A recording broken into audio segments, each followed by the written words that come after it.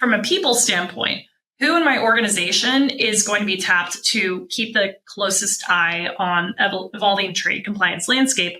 Or am I now going to find a service provider or a voice on LinkedIn? Because there's a lot of noise over there who I'm just going to be on. How am I going to stay informed from a people process? Am I going to do it? Is someone in my company going to do it, or is someone externally going to do it? Before we get started with the show, here's a quick word from our sponsor, Global Training Center. As trade compliance professionals, you want to make sure that your procedures and documentation are completed as correctly as possible to avoid any delays and possible fines. We provide a range of trade compliance courses that will fit your needs.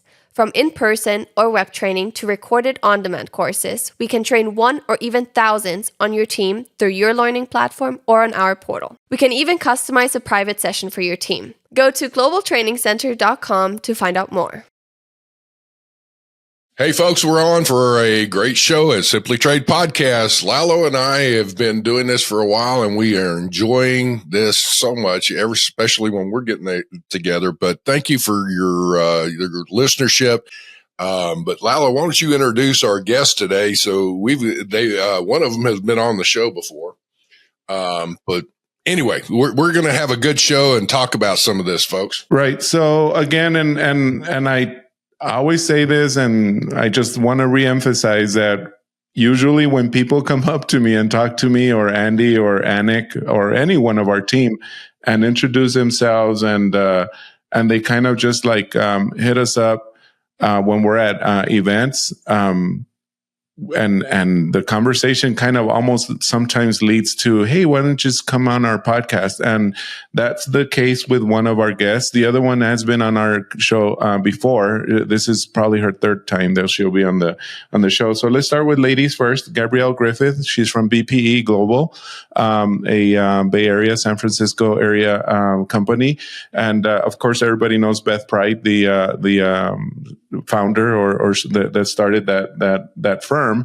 She's also been on our podcast, but really good consulting company that we'll hear probably a little bit about that. And if not, you all always can see that on our show notes because we always add that information and contact information. And the person I'm referring to, so originally, Gabrielle, she approached me and said, hey, can we tag team with this group that I've been doing things with lately, and which is a tech company called Caspian. So Caspian is a startup. We'll hear a little bit more about that too, but they're a startup. They're concentrating on duty drawback at the moment, but their technology and also services mixed in. And again, we'll hear a little bit more about that. But Justin Sherlock is who I met at ICPA. Coincidentally enough, his co-founder, his name is also Justin, and that's who Gabrielle originally approached me about. But anyway, let's hear more about that. And Gabby and Justin, welcome to our show. Yeah, thanks for having me back. It's always great talking to you both. And, I love seeing how much your business and the podcasts have grown. The guests have been tremendous. And I feel like you guys were OG in the trade compliance podcast space. And now there's more, but I listen when I can. So yeah, I'm happy to be back here. And I always am sensitive to, making sure that my voice, whatever I have to say, brings value. And when I met the Justins and Caspian, Justin will tell you more about their solution at its face value. But I think what struck me the most is how dedicated their company is to really understanding trade compliance as they build out this solution to better the trade compliance and logistics industry. And that, as someone who's been in this industry over 20 years and seen a lot of trade providers out there, and there's some great ones, but really the way that I think Caspian approaches and really understands things, not just on a trade compliance level, but the framework of the global economic scale. I just feel like the impact is really tremendous, at least with the clients I've kicked their way and who've been very pleased with it. But I just myself am such a geeky trade compliance nerd that when I see other providers that bolt in kind of like a Venn diagram is always how I say with the overlap. And I just feel like Caspian's been absolutely fantastic and super impressive in how far they've come in grasping trade compliance. And I see their dedication to ramping up quick as they're building this very cool solution. So. Gosh, well, yeah, thank you. Thank you all for the warm welcome. And it's awesome to be on Simply Trade and to be able to learn from you, Gabrielle, and of course from Andy and Lalo, you two. I went out when we were starting out Caspian. We were listening to Simply Trade, every week, and remember some of the drawback sessions that y'all have had in the past. But it's just such a great primer for folks getting into the space. And I think I'm excited about this discussion because I don't think it's necessarily a drawback focused discussion. It's a discussion about how companies can help set themselves up well to take advantage of duty savings or duty optimization more broadly, and how they can plan for the future in such a crazy trade environment. And so being able to come on and talk with you all about that and help companies out and help trade compliance teams navigate this stormy weather is super exciting for me. Yeah. I think we mostly wanted to come on, again, just being sensitive on your time and our time, just thinking about the listenership, and something that is, when Justin and I were kicking back and forth what we wanted to talk about, we were like, I think the value is to take a step back and revisit or dust off and improve a framework. So we want to talk to the listenership today about this framework that we've been talking about, kind of this trifecta, this three-legged stool of a framework system that I've been applying with my clients, and from a people, process, and system standpoint, and this framework and how it can be kind of applied in a general, we'll call it ordinary trade worlds, like pre-tariff craze lately, from a pre kind of supply chain milestone to all the way through the post supply chain milestone. So when Justin and I were talking about this, we're going to set the scene with this framework, this kind of three-legged operational framework that I think is a valuable framework that can be applied on a proactive level, again, in an ordinary trade compliance world, but also in a reactive level. What I mean by reactive is, when you see that the headlines are saying, China's 145, never mind, it's 30, India 0. And going back to that framework, I mean, like, okay, what are my levers? How's my framework doing? And just kind of everything can plug and play at that point. So that's our intent. One of the things, you're in the midst of chaos, and I kind of picture a situation where I can remember, being, you playing football as a kid and whatnot, and in practice, and you're in there and you're hitting and you're going at it, or in the midst of a game or whatever, and you're going at it, and there's dust and things going, and there are times that whatever you're working on doesn't seem to be working, and you got to step back. And that's what, obviously the timeouts go, halftime goes, whatever, and you're regrouping. And so this may be one of those, is like, okay, as I would say, cheat no fair timeout. And you need to step back a minute. And it's like, okay, let's regroup. And I love how you put it. What are your key levers that you're looking at? What are the absolutes? Are you still on track using your absolutes? Or do you need to step back and go, I'm having a lot of trouble? Well, no wonder we veered away from, our game plan or something like that. Or you need to look at it and go, we're sticking to the game plan, but situations have changed dramatically. I need to be adaptable to this and amiable to be able to do some things. So I love how you're putting that. So this trifecta, as you're looking at, all right, why don't you go into what you're getting into? Yeah. Yeah. Well, Justin and I are both washed up athletes, so we love a playbook. Yeah. We're both has-been collegiate athletes. So yeah, I think that, so the playbook and the framework, and I call it kind of the three-legged operational stool, is we look at things from a people standpoint, from a process standpoint, and a systems standpoint. So what I mean by the people standpoint, it's, you're looking at your team, internally. So within this framework, this is, it can be as simple as, do I have enough headcount? Is my headcount trained and knowledgeable? Or, do I need to look externally from a people standpoint? Do I hire a full-time employee? What do I keep in-house from a people and talent perspective versus what do I outsource?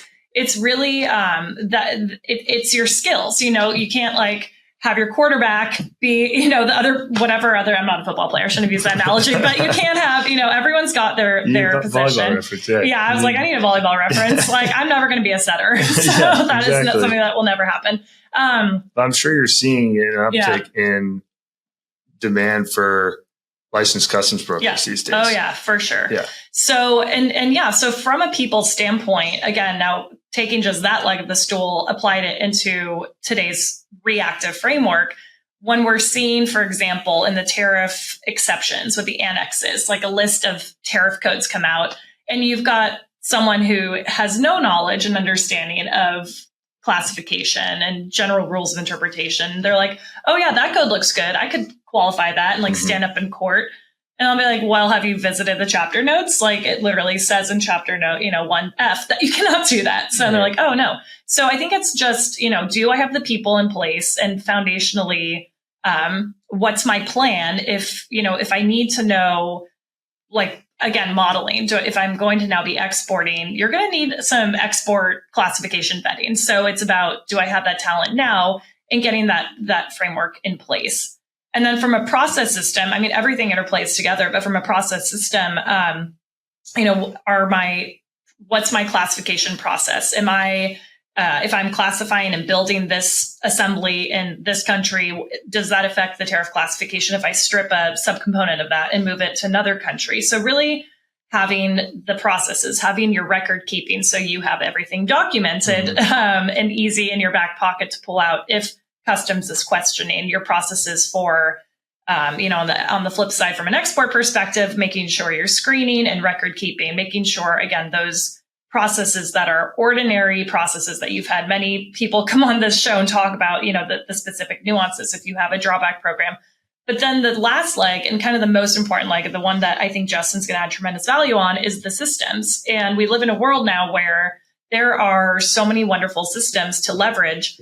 And I, as a service provider, see companies who leverage and have these great systems in place, but they have now overrided and aren't actually capturing data that should be captured. And there's so much data being left on the table, I will say, or data in verticals across organizations that systemically aren't being connected together. So I think it's really about, again, that's the framework. It's your people, your process, your systems. So thinking about it in an ordinary world, as a trade compliance leader, when I worked in-house, what kind of reports can I produce? What kind of information can I have at my fingertips that is going to be valuable to my executives? It's pulling together the various reports, making sure your systems can support it. Back then, they couldn't. So I had to figure out Access and Tableau. But now there's great tools that have automated this. So when we have that, system in place in an ordinary world, then in a reactive world, when we start seeing this barrage of headlines come down and understanding, it's okay, from a people standpoint, who in my organization is going to be tapped to keep the closest eye on evolving trade compliance landscape?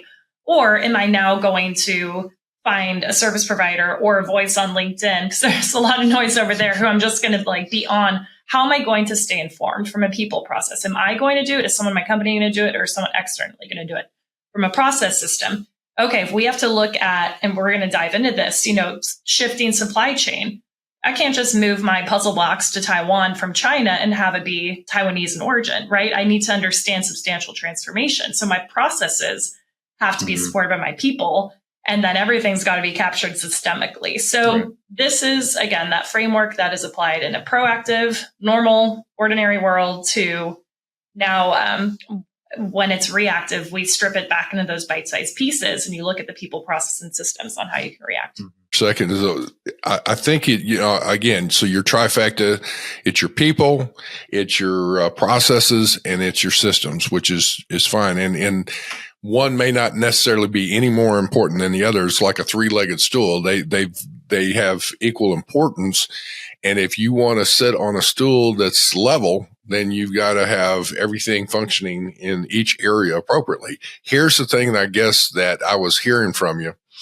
is that when you're looking at some things, I guess, and I'm going to rephrase it because I'm dumb as a box of, rocks here, and keep it simple. So what I'm hearing, Gabrielle and Justin, is that you guys are saying you look at your situation. Like, for example, I loved when you were looking at with people. Are you adequately staffed? The staffing that you have, are they proficient in the skills that you're needing? If you're moving into a different area, which, by the way, folks, you touched on, okay, if you're getting into exports or whatever, one of the things I'm going to tell you that I see in the next 3 to 9 months, the amount of opportunity for U.S. goods being shipped abroad. In other words, creating and utilizing U.S. exports, and more specifically, U.S. goods that are being exported from there, is going to be astronomical. You need to get in here and find out if you're moving into an area that you're not as familiar with. Hence, this is that scenario, Gabrielle, you were just mentioning. It's like you see a deficiency there. You need to put together an action plan on what you can do to say, I have a deficiency. I need somebody with export knowledge.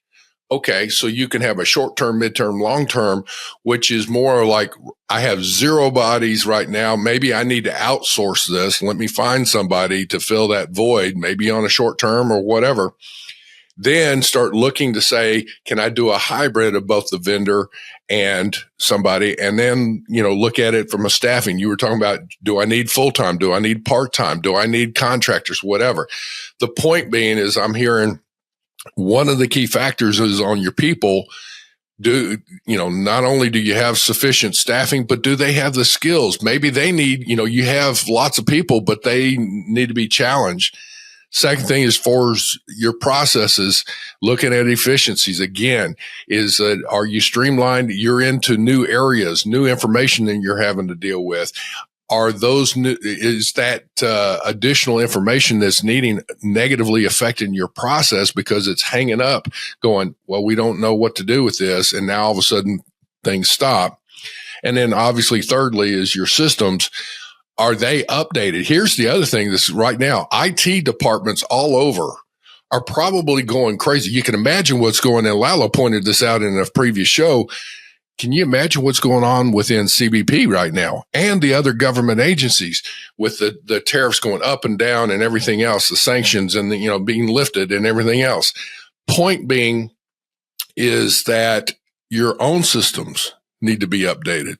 So keeping that and keeping your sanity is going to be kind of crazy there, as far as all that. So I guess my takeaway out of what I'm hearing, if you make an assessment, part of this is this timeout we're talking about, and you look to see what's going on with all the chaos, you identify some deficiencies.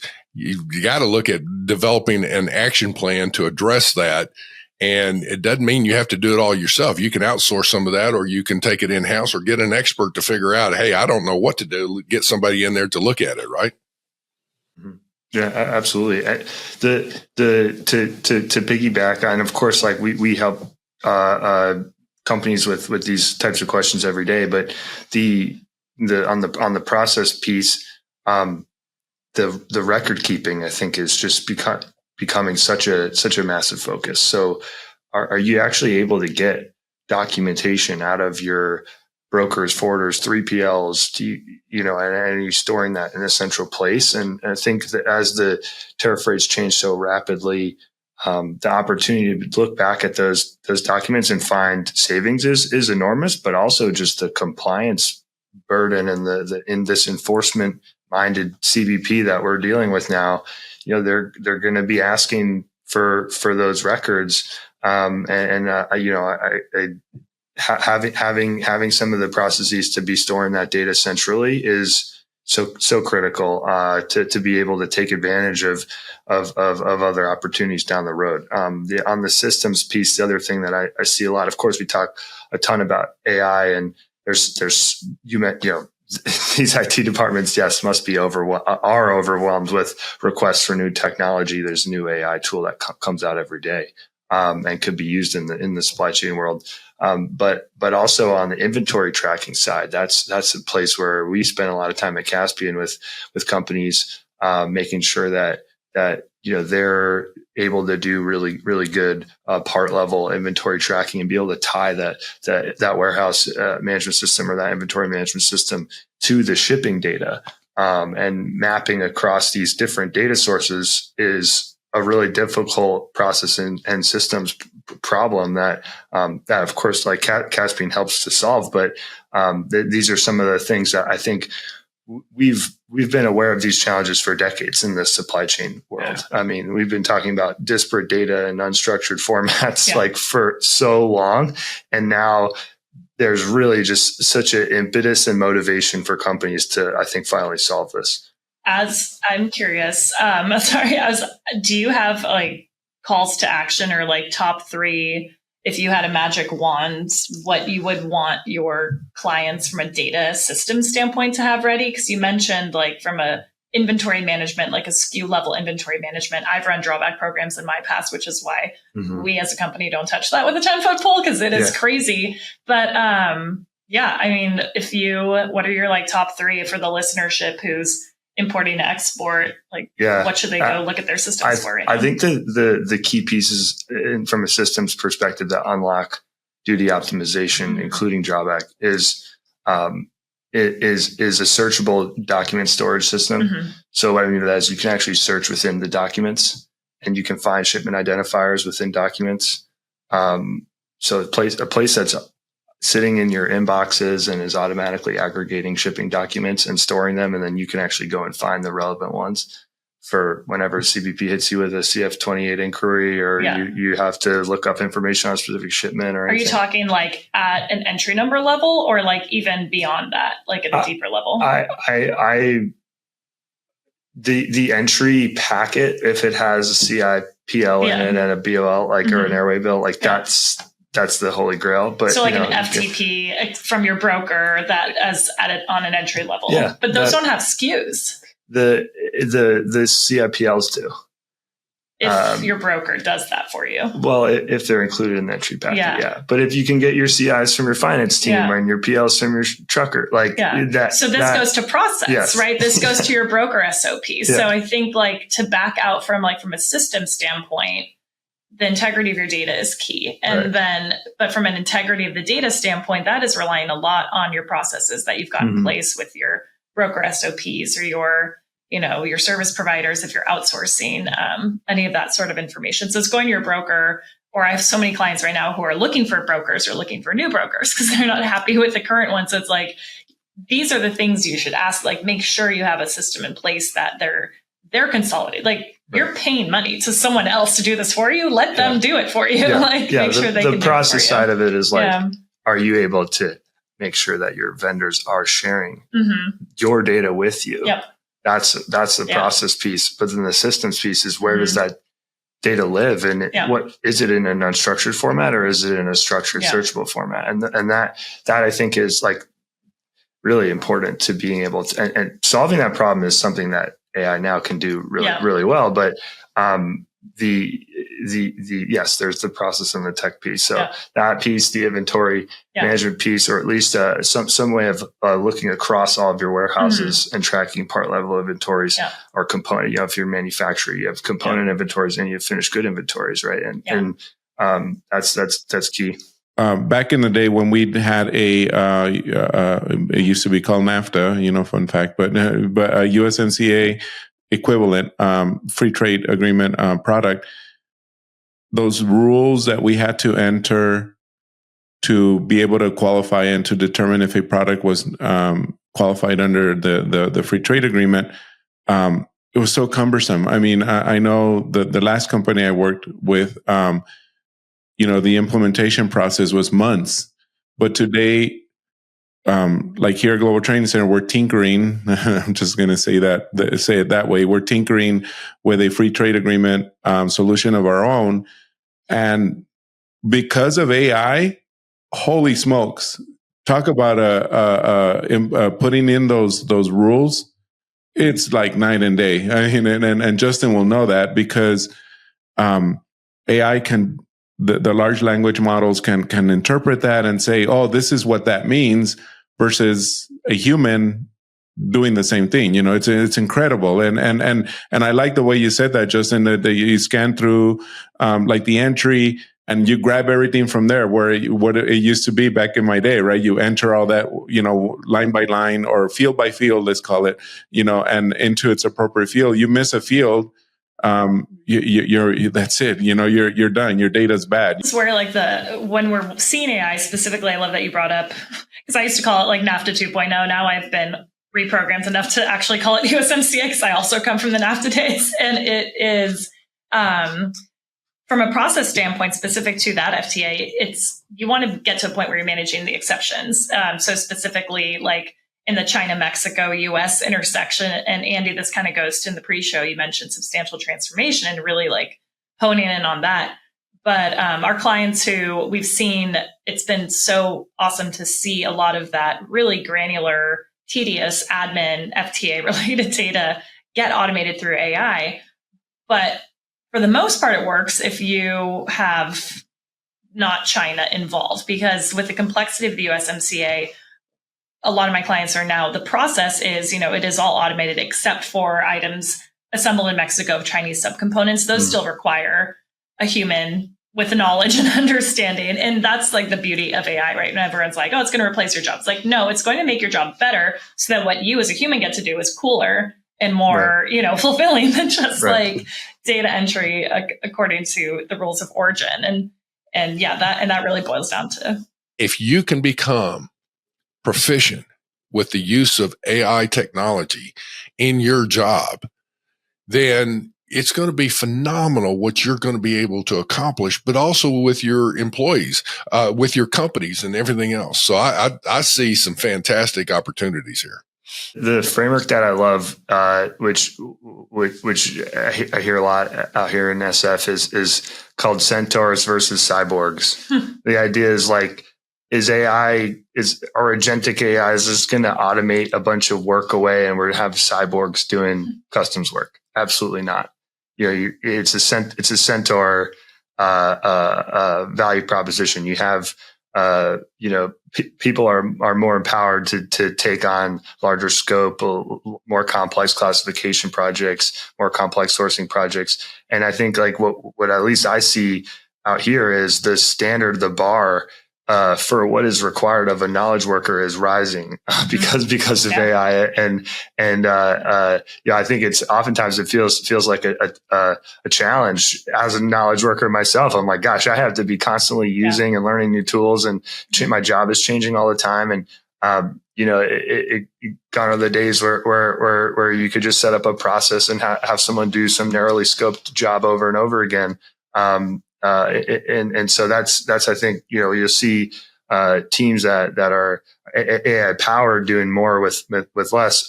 But you also have to set up these tools in a way where they can make good recommendations to you. So a system that gives you a recommendation of classifications isn't just automatically picking one based on some black box in an LLM. You need the human review, and so setting up a process or buying a system that gives you recommendations that then a human actually reviews and checks, an expert that reviews and checks with guidance and oversight, is I think where a lot of legal tech and compliance tech is heading, not just the customs space, but I am really excited for its application here in customs. We've had a great discussion so far, but again, this is one where I love your trifecta, calling your time out as I've been putting in there, but to reassess in the midst of chaos, get a breathing point here and look at it and review your people, staffing situation, if you will, your processes and your systems, and look from there and build your game plan if you see any deficiencies. And then secondarily to that, identify your exceptions, and again, reverse engineer it and come back and apply your trifecta again and see what needs to happen to make that a better situation. On it is modeling, right? Like we call it a playbook from the sports days, but we've been doing so much modeling from even at the campaign level last year. It was, if plan A happens, call your plays. It's like have a name for this exception, name for that exception. That way, again, from a proactive world, you've got it could be as simple as an Excel spreadsheet. We've seen some really much more complex kind of modeling systems used within our clients and that we use, but it can be as simple as just having the options of, okay, you want to reshore or, reshore a portion or the entirety of your supply chain, play out that model. Do you have the expertise on, understanding the key terms, the key concepts in that? If you have an exception process and you want to start to think about automating that or outsourcing that or, addressing that, it's modeling out what that would look like. And that becomes your kind of superpower within your executives when it's time, I think now, to get that headcount, get that budget to really cement this.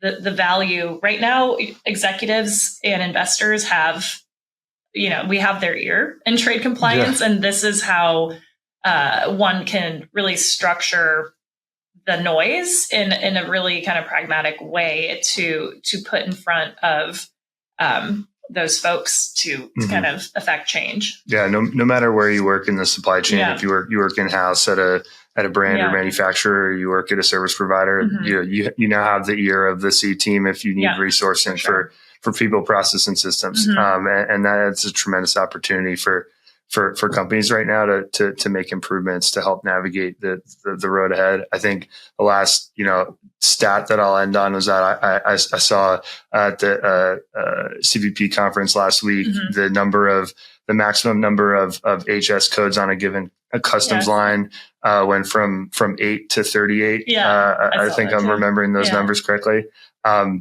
The tremendous, the complexity right now is just exponential. Hug a customs broker.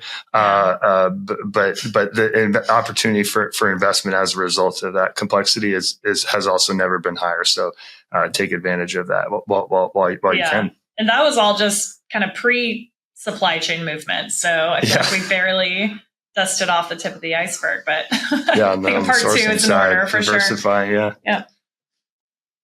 Follow us on LinkedIn is our main social thing. Although I think, Lalo, your team is expanding our social network a little bit better.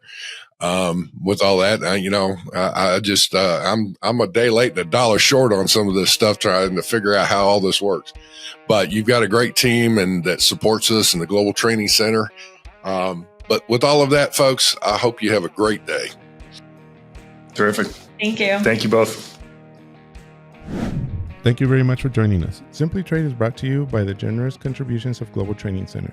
You can follow the show and GTC on LinkedIn or Twitter and other social networks. Make sure you check out the show notes in the description for a full rundown of today's show with all the important links. Also, make sure that you share this with a friend and subscribe on your favorite streaming platform. We really like hearing from you. If you enjoyed the show, make sure to rate and review wherever you listen to this podcast. If you or someone you know would like to be a guest in the show or would like to sponsor Simply Trade or suggest any topic you would like for us to discuss, please contact us via email at simplytrade@globaltrainingcenter.com, or you can DM us on Twitter at simplytradepod. Thank you again for the privilege of your time. Happy trading. Simply Trade is not a law firm or an advisor. The topics and discussions conducted by Simply Trade hosts and guests should not be considered and is not intended to substitute legal advice. You should seek appropriate counsel for your own situations. These conversations and information are directed towards listeners in the United States for informational, educational, and entertainment purposes only and should not be substituted for legal advice. No listener or viewer of this podcast should act or refrain from acting on the basis of information on this podcast without first seeking legal advice from counsel. Information on this podcast may not be up to date depending on the time of publishing and the time of viewership. The content of this posting is provided as is. No representations are made that the content is error-free. The views expressed in or through this podcast are those of the individual speakers, not those of their respective employers or Global Training Center as a whole. All liability with respect to actions taken or not taken based on the contents of this podcast are hereby expressly disclaimed.